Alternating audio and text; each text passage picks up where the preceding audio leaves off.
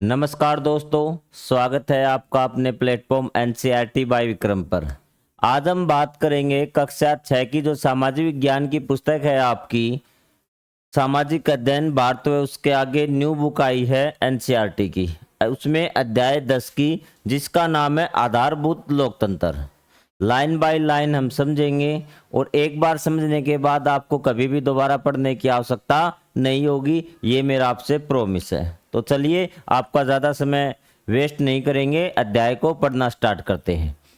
सबसे पहले आधारभूत लोकतंत्र जो हमारे अध्याय का नाम है, और जैसा कि मैं सभी अध्याय में आपको बताता हूं कि सबसे पहले आपको अध्याय का नाम समझ में आना चाहिए। आधारभूत लोकतंत्र का मतलब क्या है? लोकतंत्र की वो व्यवस्था जिसमें बिल्कुल आपका किसी भी प्रकार का कोई भेदभाव नहीं हो, मतलब हर व्यक्ति उस लोकतंत्र जो लोकतांत्रिक व्यवस्था है उसमें शामिल होना चाहिए।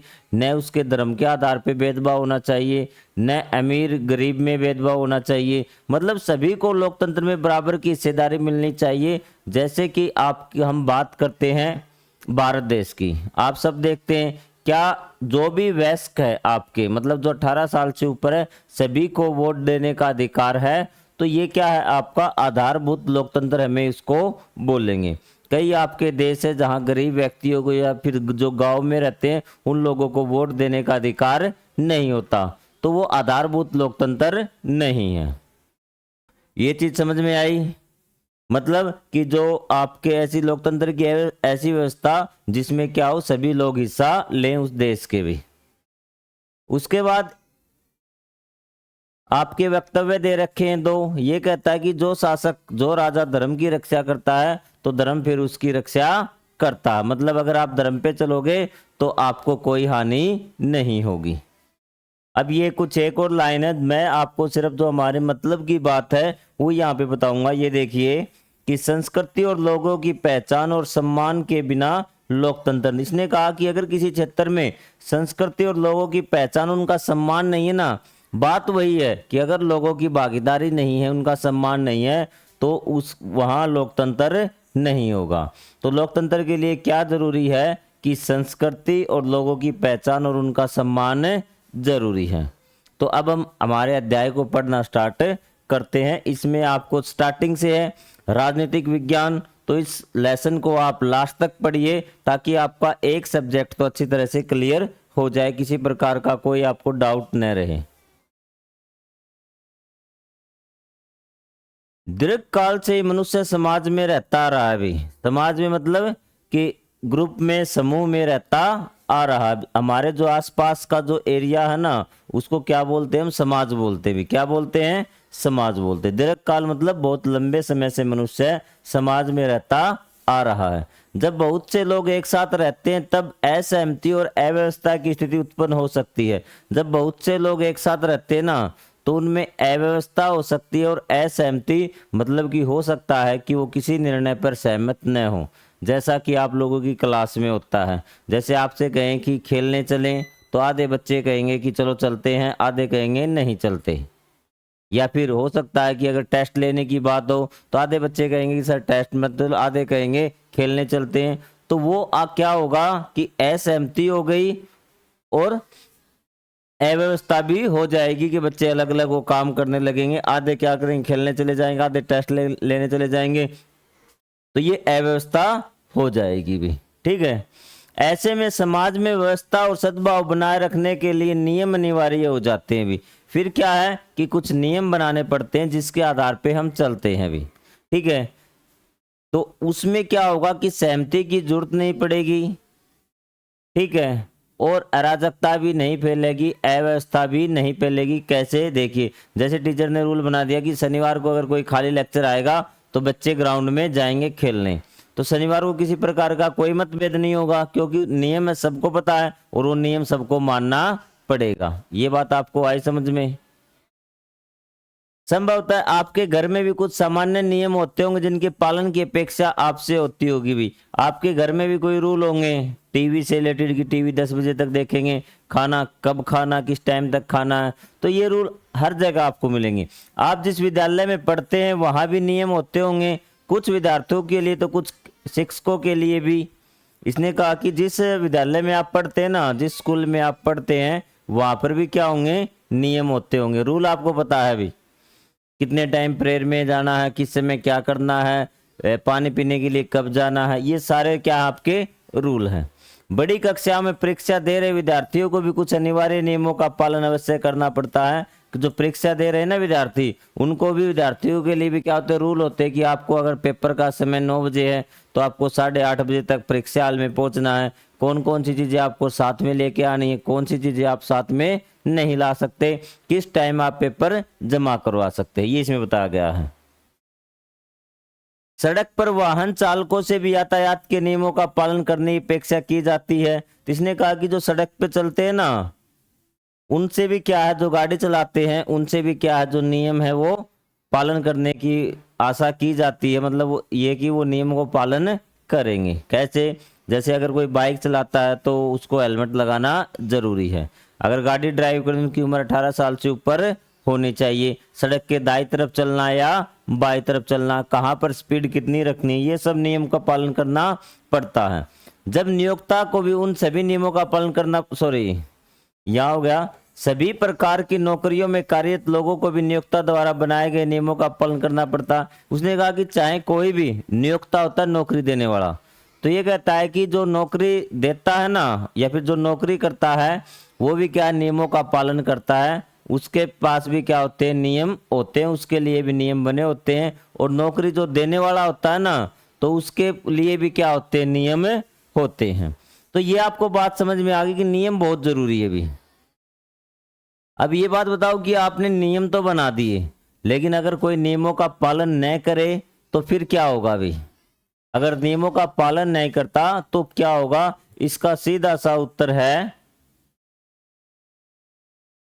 कि समाज में अपनी व्यवस्था बनाए रखने में सक्षम नहीं हो पाएगा। अगर ये सारे रूल तोड़ देना व्यक्ति, कि कोई भी नियम पूरे न करे, फॉलो न करे, तो क्या होगा कि समाज में अव्यवस्था फैल जाएगी। कोई किधर जाएगा, कोई कुछ करेगा, कोई कुछ करेगा, कुछ समझ में नहीं आएगा। ये बात आपको समझ में आई यहां तक? नियमों को किसने बनाया और क्यों बनाया, उन्हें किस, ये कुछ ऐसे पर्सन है जिनके बारे में हम इस अध्याय में पढ़ेंगे भी। जो ये नियम बनाए गए हैं ना, ये किसने बनाए भी? हमारे लिए जो नियम बनाए गए, हेलमेट पहनना है, कि कितने स्पीड पे बाइक चलानी है, या फिर और भी नियम की ये किताबें में पढ़नी है, इतनी कक्षाएं पास करनी है, ये स्कूल होगा, ये कॉलेज होगा, इनका ये खुलने का टाइम, ये बंद होने का टाइम, तो ये सारे जो नियम है किसने बनाए भी और उन्हें किस प्रकार से बनाया गया, ये कुछ ऐसे पर्सन है जिनके बारे में इस अध्याय में पढ़ेंगे। मतलब कि क्या किसी ने इस चीज का विरोध नहीं किया कि हेलमेट पहनना जरूरी नहीं है? आप चाहे कोई भी बात कर लीजिए, कोई ना कोई उसका विरोध करेगा। तो इन नियमों पर सहमति कैसे हुई और ये नियम किस प्रकार से बनाए गए, किसी ने विरोध किया तो क्या हुआ, ये सारी बातें हम इस अध्याय में जानेंगे। नियमों को लेने की प्रक्रिया, नियमों के विभिन्न समूह से सामाजिक जीवन को व्यवस्थित करना और उनका पालन सुनिश्चित करना ही शासन कहलाता। देखिए भी अब क्या है, निर्णय लेने की प्रक्रिया भी, निर्णयों को लेने की प्रक्रिया, नियमों के विभिन्न समूह से सामाजिक जीवन को व्यवस्थित करना और उनका पालन सुनिश्चित करना ही शासन कहलाता है। कि किसी समाज के लिए क्या नियम बनाना और उन नियमों से क्या करना, उस समाज को व्यवस्थित तरीके से चलाना। मतलब कि वो समाज के लोग व्यवस्थित तरीके से रहें, उनमें किसी प्रकार का मतभेद न हो, इसी को हम क्या बोलते हैं, शासन बोलते हैं। शासन किसे कहते हैं? नियमों के समूह से किसी समाज को व्यवस्थित तरीके से चलाना शासन कहलाता है। सरकार उन व्यक्तियों के समूह या को कहते हैं जो नियम बनाते हैं, उन नियमों का अनुपालन सुनिश्चित करते हैं। कुछ अधिक महत्वपूर्ण नियमों को कानून कहा जाता है भी। तो उसने कहा कि सरकार फिर क्या है भी? तो सरकार उसे कहते हैं जो लोग इन नियमों का कानून बनाते हैं ना, इन नियमों को जो बनाते हैं वो सरकार कहलाते हैं। और साथ ही साथ वो ये भी चीज करते हैं कि इन नियमों का पालन भी सुनिश्चित करते हैं कि सभी लोग इन का नियमों का पालन कर रहे हैं या फिर नहीं कर रहे। और एक बात और बताइए, जो अत्यंत महत्वपूर्ण, बहुत ही महत्वपूर्ण नियम होते हैं, उनको क्या बोलते हैं, कानून कहते हैं। आपके 3 शब्द आए, तीनों शब्दों में आपको कोई दिक्कत है तो आप कमेंट बॉक्स में पूछ सकते हैं कि शासन, सरकार और कानून। शासन आपको बता दिया, नियमों का समूह जिसके द्वारा किसी समाज की व्यवस्था को चलाया जाता है एक सुचारू रूप से। सरकार आपको बता दिया कि जो उन नियमों को बनाते हैं वो सरकार कहलाते हैं, और साथ में वो ये सुनिश्चित करते हैं कि इन नियमों का पालन हो रहा है या फिर नहीं हो रहा। और कानून, कुछ महत्वपूर्ण नियम होते हैं ना, वो क्या कहलाते हैं, कानून। कानून भी नियम है, जैसे ये नियम है 1 2 3 4। मान लें नंबर 3 जो नियम वो महत्वपूर्ण है, तो ये नंबर 3 क्या है, कानून है। ये बात आई आपको समझ में? चलिए अब हम आगे पढ़ते हैं।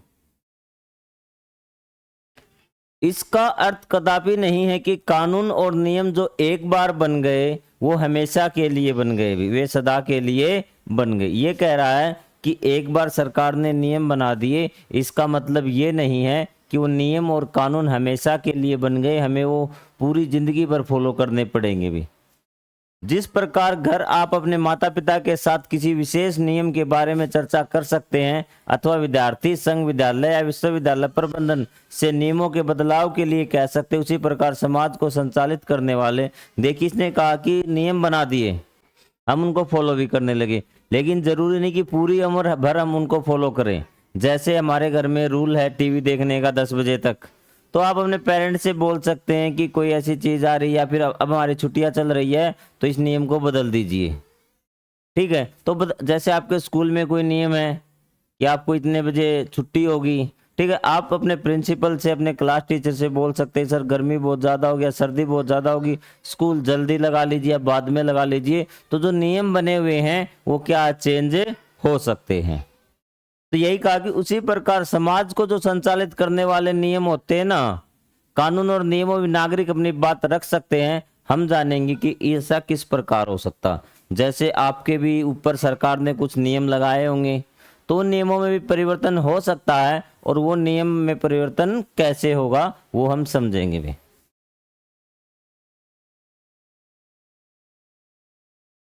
एक बार ये तस्वीर देखिए आप, एक तो ऊपर वाली तस्वीर देखिए, ये तस्वीर, इसमें आपको सब कुछ व्यवस्थित तरीके से दिख रहा होगा, और एक नीचे वाली तस्वीर को देखिए कि किस प्रकार से है। तो ये लोग क्या थे कि नियमों का पालन कर रहे थे। अगर नियमों का पालन करेंगे तो सारी चीजें व्यवस्थित तरीके से समाज चलेगा, ठीक है। और यदि हम नियमों का पालन नहीं करेंगे, ये देखो ये जो पैदल आदमी फुटपाथ से जा रहे हैं, ये गाड़ी यहाँ से जा रही बाई तरफ से, ये इस साइड से, लेकिन अगर सारे ही इस प्रकार से, कोई किधर से आएगा कोई किधर से आएगा, और नियमों का पालन नहीं करेगा तो क्या होगा, अराजकता फैल जाएगी। ये बात क्लियर हुई आपकी? ये सारे आपके नियमों को ये फॉलो कर रहे हैं भी। अब हम बात करेंगे सरकार के 3 अंग भी।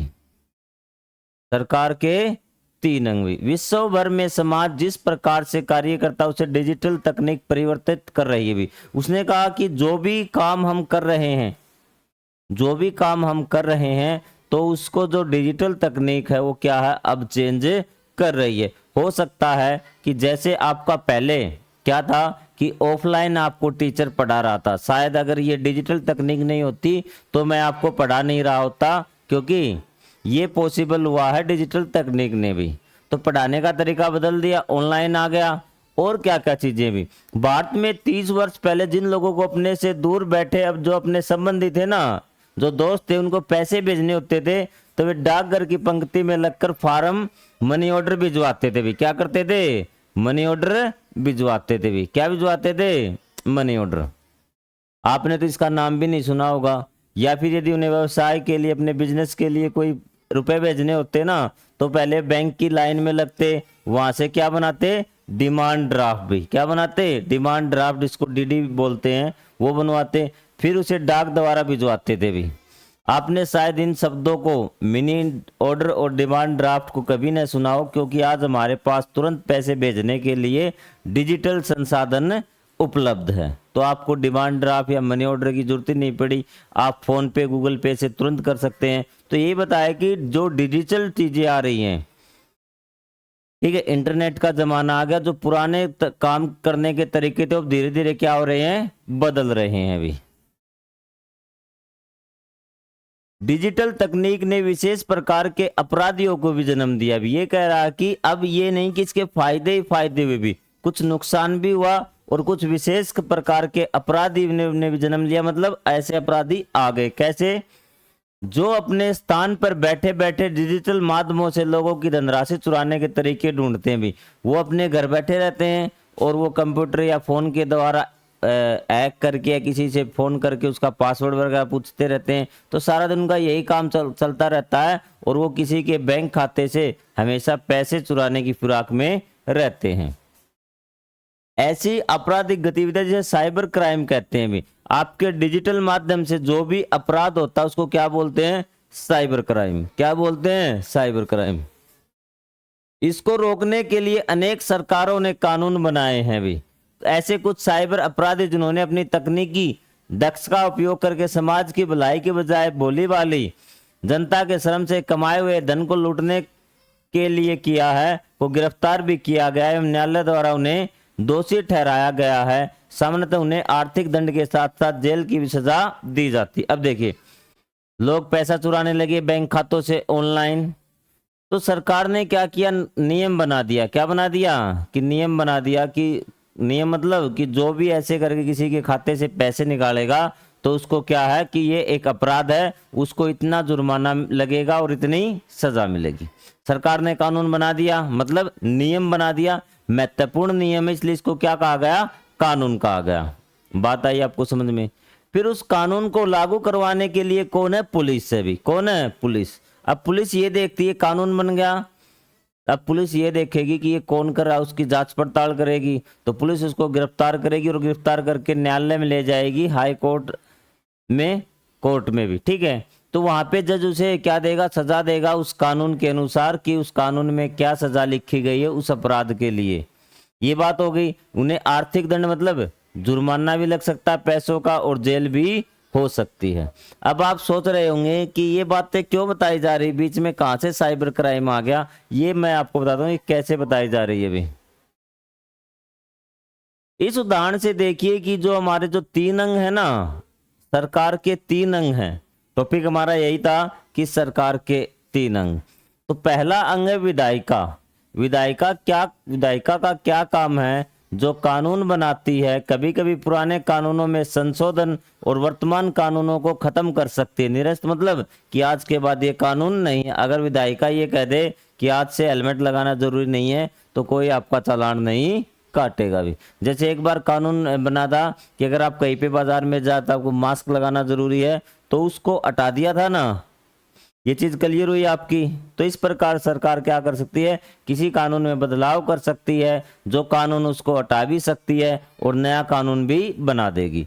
यह कार्य जनता के प्रतिनिधियों की सभा द्वारा किया जाता है। भारतीय शासन प्रणाली का हम आगे अवलोकन करेंगे। इसने कहा कि अब इनको कौन है ये लोग, विधायिका में लोग कौन है, विधायिका में वो लोग हैं जिनको हम वोट डालकर चुनकर भेजते हैं, इसलिए उनको बोलते हैं जनता के प्रतिनिधि। क्या बोलते हैं, जनता के प्रतिनिधि। हम जनता हैं और वोट डालकर उनको चुनते हैं, जो जिसको ज्यादा वोट मिले वो उस क्षेत्र का प्रतिनिधि, और सारे प्रतिनिधि वहां जाके दिल्ली में संसद में इकट्ठा हो जाएंगे और वो निर्णय लेंगे कौन सा कानून सही है जनता के लिए, कौन सा गलत। तो इस चीज का इन्होंने बता दिया कि सारी चीजें डिटेल में सांसद, उसका हम आगे अवलोकन करेंगे। उसके बाद कार्यपालिका। भी क्या है, कार्यपालिका। पहला अंग आपको समझ में आ गया, विधायिका। विधायिका का आपको काम भी समझ में आ गया। अब देखिए भी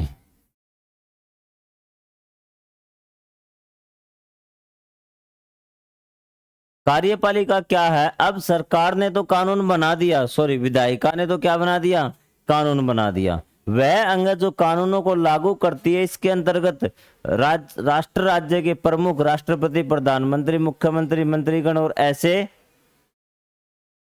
अभिकरण आते, एजेंसी आती जिनका दायित्व कानून को लागू करवाना होता है। इसमें क्या, जैसे आपकी पुलिस है, फौज है, और भी जितने भी सरकारी नौकरी बंदे करते हैं वो सब क्या आगे, इसमें आगे अभिकरण एजेंसी में भी। ठीक है, उनका काम क्या, डीसी है आपका, एसपी है, वो सारे इसमें आगे भी उनका काम क्या, कानून को लागू करवाना होता है। यहाँ दिए गए उदाहरण में कानून को लागू कौन करवा रहा है, साइबर पुलिस, ऐसी ही एजेंसी। आपको आ रही बात समझ में? विधायिका समझ में आ गई। विधायिका के बाद कार्यपालिका, कार्यपालिका का क्या काम है, उस कानून को लागू करवाना। फिर उसके बाद है न्यायपालिका भी। तीसरा अंग कौन सा, न्यायपालिका।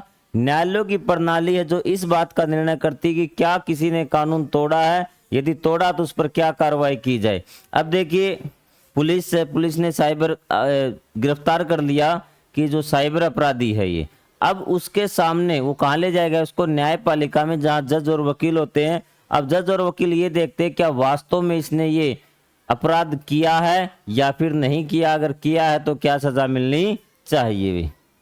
यदि उसने कानून तोड़ने का मतलब यदि उसने वो अपराध किया है तो उस पर क्या कार्रवाई की जाए, या फिर यदि आवश्यक हो तो उसे क्या दंड दिया जाए। ये फैसला कौन करता है, न्यायपालिका।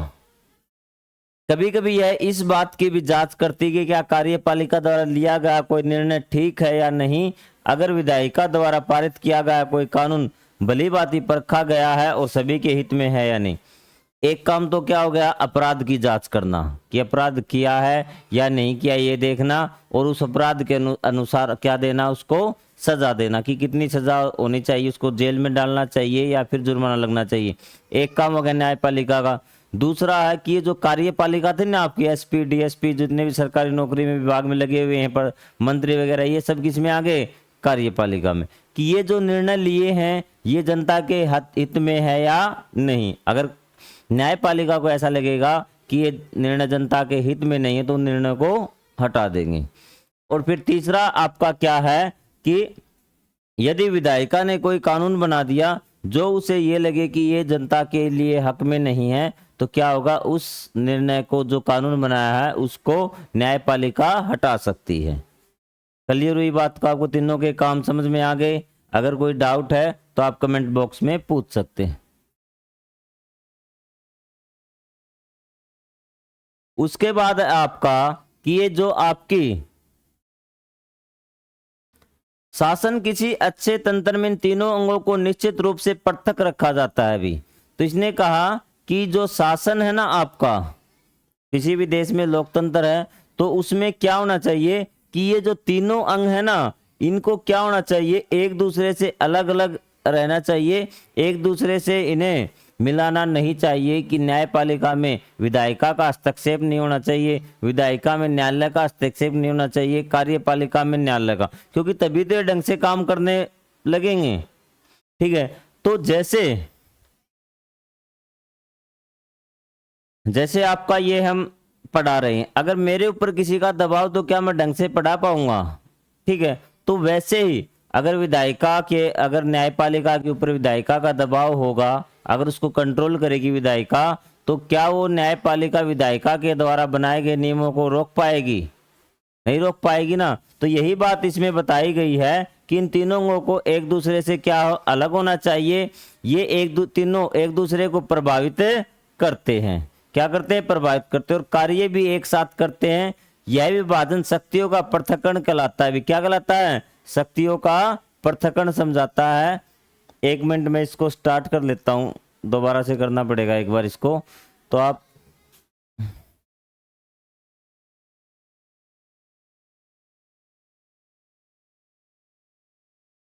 ये रहा आपका एनसीईआरटी और ये आपका लेसन 10, ये हो गया आपका ओपन। क्लियर? आपको ये बातें सारी समझ में आ रही हैं?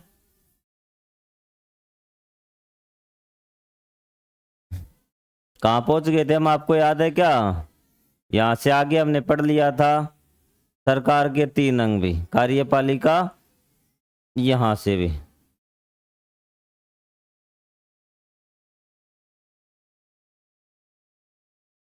ठीक है, तो ये क्या करते हैं, तीनों अंग एक दूसरे से अलग अलग हैं और कार्य भी एक साथ करते हैं भी। अब देखिए इसमें क्या चीजें बता दी कि तीनों अंगों को निश्चित रूप से पृथक रखा जाता है, और जबकि